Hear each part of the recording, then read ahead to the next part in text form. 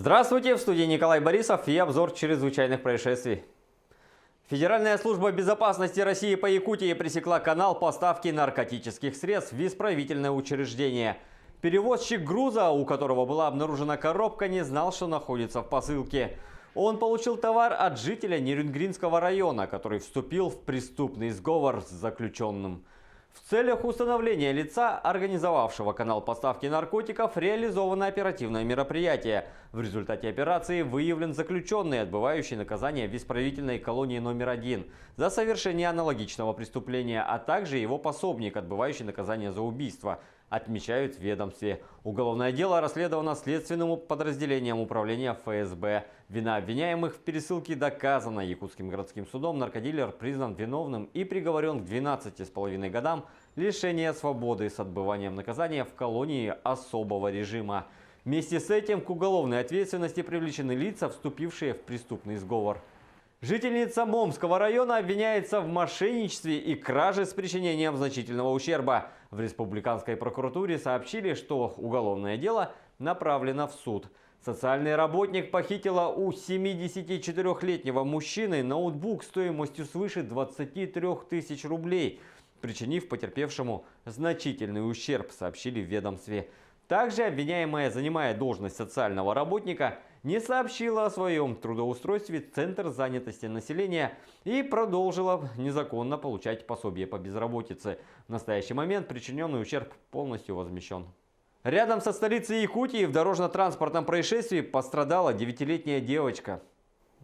Предварительно установлено, что 40-летний водитель управляет транспортным средством Toyota Verosa, следуя по автодороге Хатасы со стороны Покровского тракта в сторону села Хатасы. При повороте налево в сторону свинокомплекса не уступил дорогу и совершил столкновение с транспортным средством Toyota Caldina, за рулем которого находился 50-летний мужчина, который двигался со стороны села Хатасы в сторону Покровского тракта.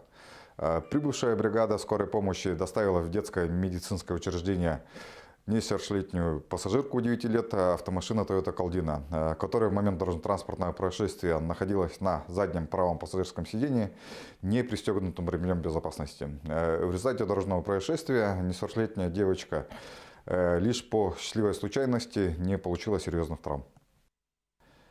Руководство и личный состав столичной госавтоинспекции города Якутска поздравляют всех с наступающим Новым годом и Рождеством. Желаем всем встретить наступающий год без происшествий и напоминаем о соблюдении правил дорожного движения. Ну и берегите себя и своих близких. Переходим к федеральной повестке. И Подмосковья. Штрафом 40 тысяч рублей отделалась женщина, которая в октябре бросила своего полуторагодовалого ребенка в подъезде в Щелкове. Ее искали 10 дней, в итоге задержали на вокзале. Суд не лишил нерадивую мать родительских прав. Но будет ли она возвращать своего ребенка, разбирались наши коллеги. Татьяна, скажите, пожалуйста, почему ребенка оставили в подъезде? Вот так, отворачиваясь от камер журналистов, женщина прячет свое лицо. 40-летнюю Татьяну Гринишак обвинили в неисполнении обязанностей по воспитанию несовершеннолетнего. В октябре этого года она оставила своего ребенка, маленького Сережу, в подъезде многоквартирного дома, а сама уехала к подруге в Саратов. Искали женщину 10 дней.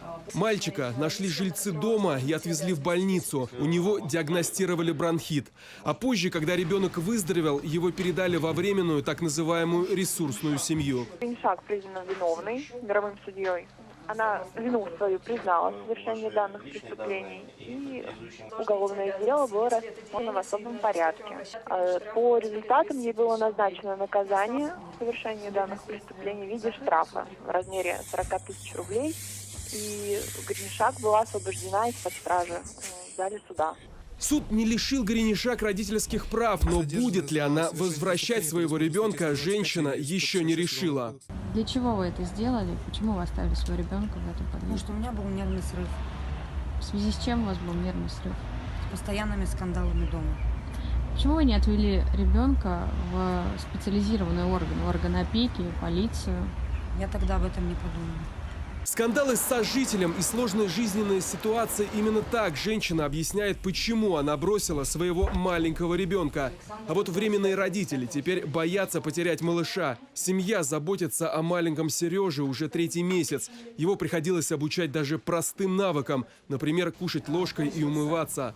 Будущее мальчика и его судьба решится 21 января. Александр Беляев, новости 360. Международным новостям власти Индонезии объявили, что вокруг вулкана Анак-Кракатау начинает действовать бесполетная зона радиусом в 5 километров. Из жерла поднимается столб дыма, объявлен высший уровень опасности, рассказывает Никита Конев. Власти Индонезии были вынуждены изменить маршруты самолетов в окрестностях вулкана Анак-Кракатау. Вокруг него установили 5-километровую зону отчуждения. Из жерла извергаются столбы пепла на высоту 10 километров. В районе установлен самый высокий уровень опасности.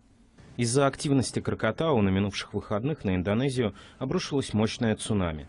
Погибли больше 400 человек. Счет пострадавших близится к 1500.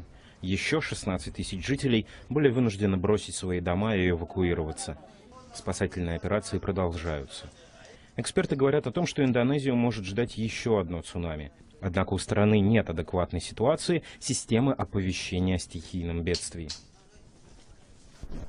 Спецоперация полиции по спасению застрявшего щенка на льдине прошла в Турции, рассказывает Алена Островская. Полицейский дайвер в Турции принял участие в опасной спецоперации. В среду Буруку Октану пришлось броситься в ледяные воды озера Ван. Он спешил на помощь маленькому щенку, застрявшему на льдине посреди водоема. На видео, опубликованном муниципальной полицией, Бурук разгребает руками ледяную кашу, пытаясь добраться до собаки. Операция увенчалась успехом, хотя и была непростой, говорит дайвер. Там было ледяное поле диаметром метров 150. Тяжело было добраться. Я думаю, щенок здорово замерз. В последние минуты я сам еле двигался. Хорошо, что получилось спасти.